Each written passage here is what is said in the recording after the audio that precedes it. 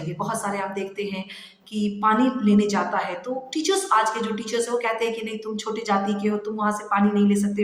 ये जो आरक्षण है ये केवल आप किसी भी आईटी फील्ड के कंपनी में चले जाइए, टाटा, अंबानी, अडानी के कंपनी में जाइए, वहाँ पे ये आरक्षण कभी नहीं लागू होता है। दो पल की राह नहीं, दो पल की राह नहीं, एक पल चले एक पल रुके।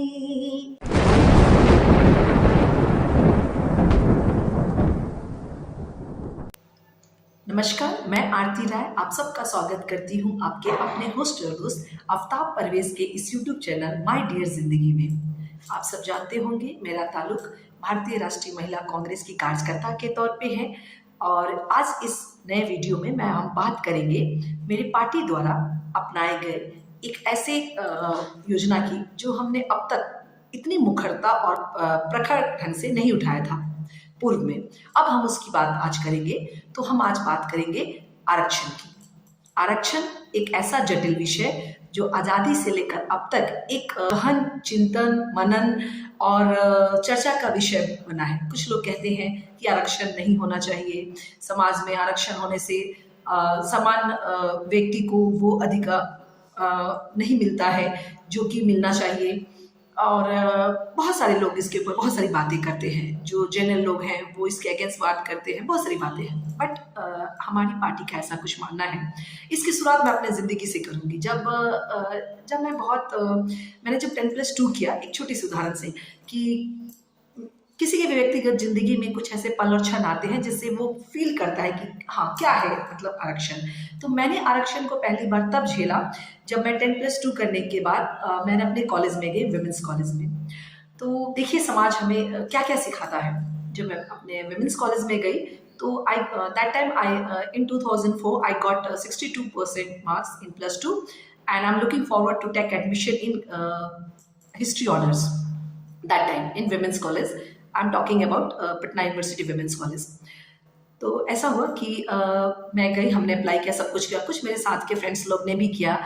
मेरे कुछ फ्रेंड्स थे जिनका एडमिशन इंग्लिश ऑनर्स में जो है वो मतलब मुझे पता चला कि शी गॉट जस्ट 45% और 50% के अराउंड उसका आया था और उसे हिस्ट्री ऑनर्स मिल गया। और मैं जो हूँ, मैं 62% ला के भी मेरा एडमिशन वहाँ नहीं हुआ।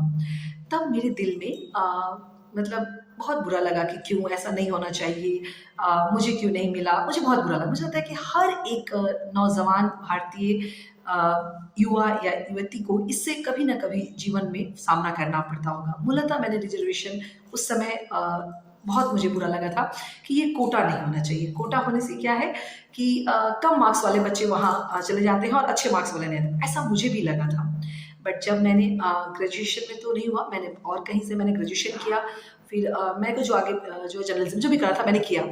जब मैंने जर्नलिज्म 3 साल ग्रेजुएशन किया, उसके दौरान जो मैंने पढ़ाई लिखाई की, उसके बाद मुझे पता चला जितनी मैंने भारतीय अपने सामाजिक सांस्कृतिक अर्थ जितना समझा मैंने अपने भारतीय समाज को, उससे मुझे पता चला। हालांकि मैंने +2 भी हिस्ट्री में पढ़ी थी, तो उससे मेरे पास उतना मैं कितने आई वॉज जस्ट 17-18 साल की थी मैं, तो मुझे उतना तो पता नहीं था समाज के बारे में। लेकिन अच्छा गहन अध्ययन मैंने अपने ग्रेजुएशन टाइम में किया।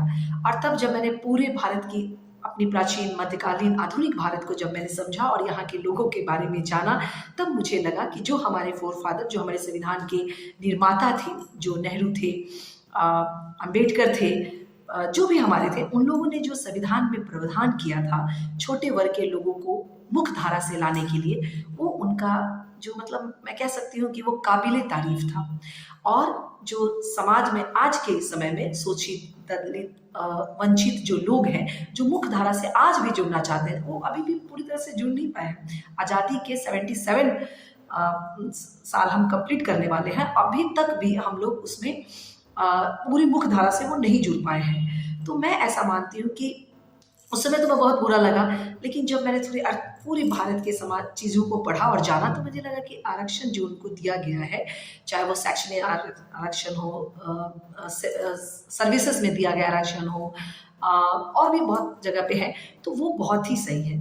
आरक्षण में मूलचूल परिवर्तन तब आया पहले तो हमें संविधान, जब हमारा पहला जनरल इलेक्शन हुआ 1951-52 में, तो बाबा भीमराव अंबेडकर ने संविधान में प्रावधान दिया था कि जो एससी हैं, एससी को आरक्षण जो है हमारे संविधान में पहले से ही था कि एससी को आरक्षण जो है वो आपको 15%, एसटी को आरक्षण 7.5%, ये पहले से था।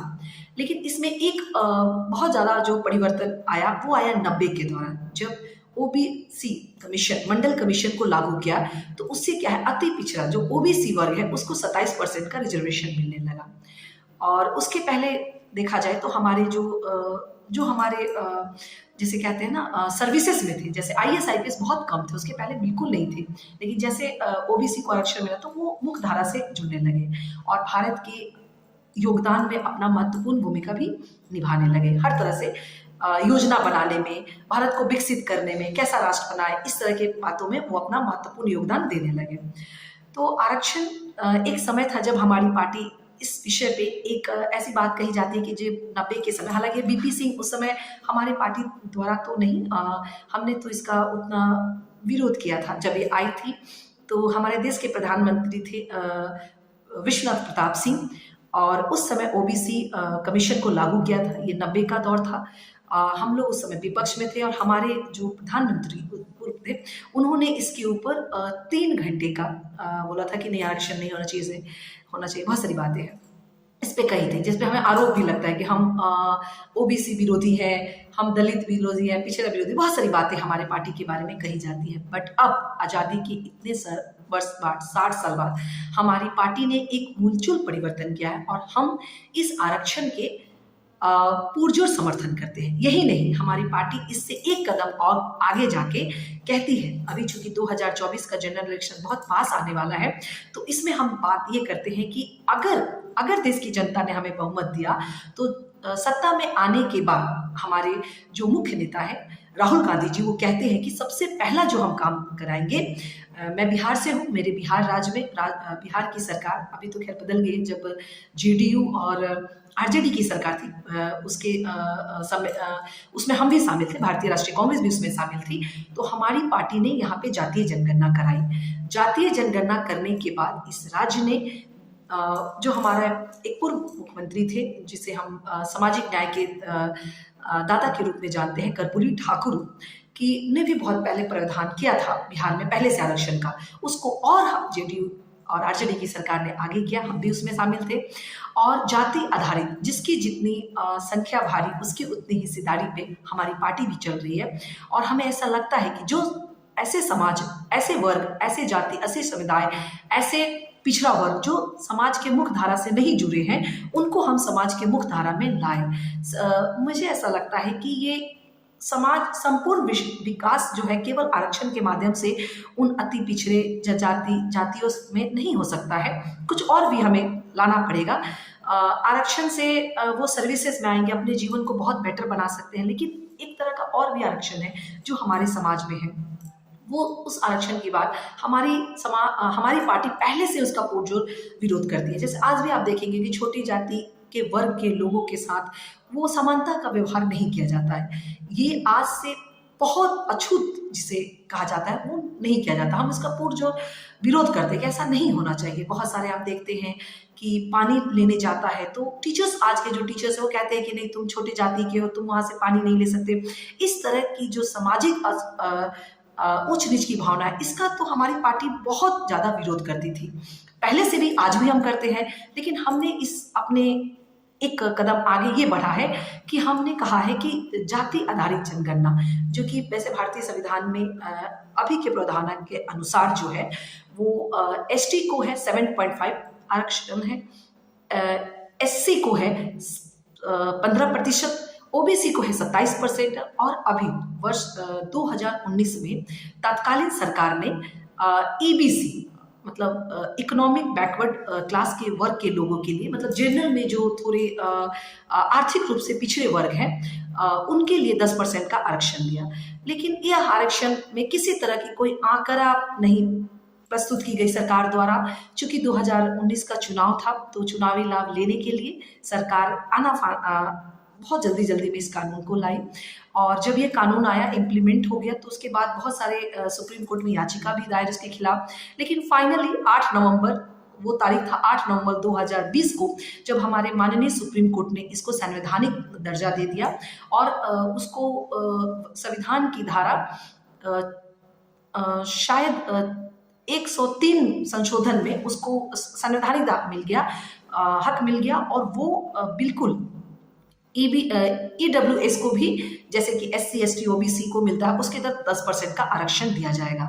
हमारी पार्टी इसका समर्थन करती है। इसके एक कदम आगे बढ़ के हम कहते हैं कि देश की जनता ने अगर हमें मौका दिया और हम अगर सत्ता में आए तो हम सबसे पहले जातीय जनगणना कराएंगे।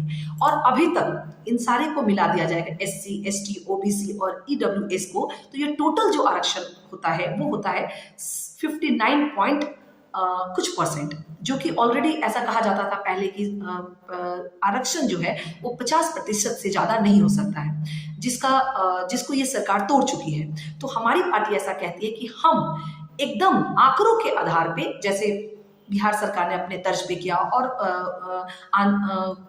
तमिलनाडु की सरकार में कुछ कहीं कहीं पे लागू है, वैसा हम संपूर्ण भारत में जातीय जनगणना कराएंगे और जिसकी जितनी संख्या होगी उसके आधार पर उसको आरक्षण देने का हम काम करेंगे। ये पूरे भारतवर्ष में करेंगे।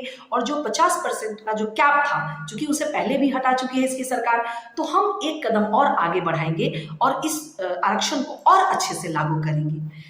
मुझे आशा ही नहीं बल्कि पूर्ण विश्वास है, जैसे हमारे राहुल गांधी कहते हैं कि हमारे समाज में, हमारे समाज के मुख्य धारा में, चाहे वो योजना नीति आयोग, जिसमें हम मतलब हमारे जो सचिव लोग होते हैं जो कि देश के लिए योजनाएं बनाते हैं, जो पहले जो योजनाएं था वो नीति आयोग है, तो उसमें कोई भी मतलब एक आंकड़े के अनुसार वो कहते हैं कि जो भी योजनाएं बनती है उसमें OBC के मात्र 3% है। मतलब कहने का कि अगर 100% अगर कहीं पैसा जाता है तो उसमें से हमारी जो भागीदारी है OBC का मात्र 3-4% है, जिसमें हम फैसला करते हैं कि कैसे जाएगा। लेकिन एक आंकड़ा जो आया उसके अनुसार जो OBC है, SC ST, इन सबको मिला के जो हमारी जनगणना के हिसाब से हमारी जो आबादी है वो करीब करीब 50-60% से ज़्यादा है। तो ऐसा हमारा मानना है कि हमारी पार्टी का ऐसा मानना है कि हमारी जितनी जो संख्या होगी उस हिसाब से हम देखेंगे और एकदम आंकड़ों के साथ न्याय करेंगे। जैसे कि पहले हमारे संवैधानिक धारा है, मान्यता है SC और ST को, OBC को भी है, उसी में प्रतिशत को और बढ़ाएंगे और एक बहुत अच्छे से आरक्षण को हम लागू करेंगे। पहले हमारी पार्टी इसके खिलाफ थी, लेकिन हमने इसमें बहुत मूलचूल परिवर्तन किया है और हमारा ऐसा मानना है कि ये जो आरक्षण है ये केवल आप किसी भी IT फील्ड के कंपनी में चले जाइए, टाटा, अंबानी, अडानी के कंपनी में, वहाँ पे ये आरक्षण कभी नहीं लागू होता है।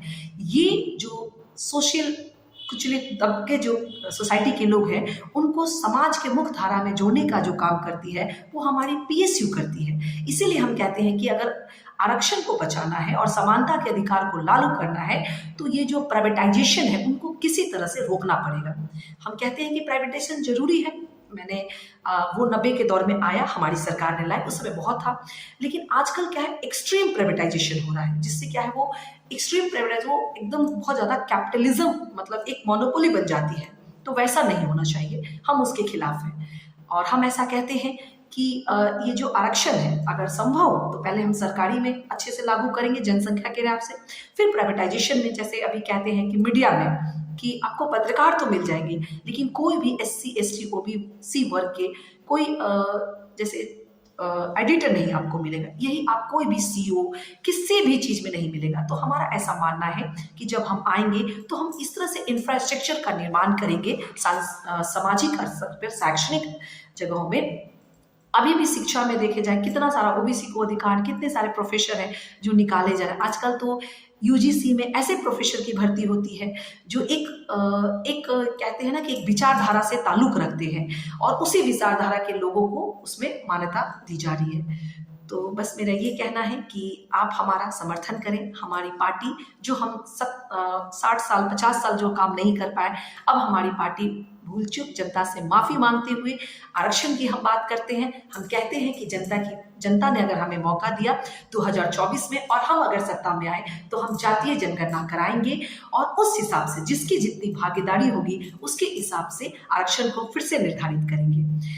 इन्हीं शब्दों के साथ मैं अपनी बात को समाप्त करती हूँ। इसके ऊपर मैं और भी आगे बातें करती हूँ, अभी के लिए बस इतना ही। मैं जाते जाते एक छोटा सा गीत गुनगुनाती हूँ, उसी क्रम में आज एक छोटा सा गाना गुनगुनाना चाहूँगी और वो कुछ इस तरह से है। बेचारा दिल क्या करे, बेचारा दिल क्या करे, सावन जले भादो जले, सावन जले भादो जले, दो पल की राह नहीं, दो पल की राह नहीं, एक पल चले एक पल रुके, एक पल चले एक पल रुके। धन्यवाद।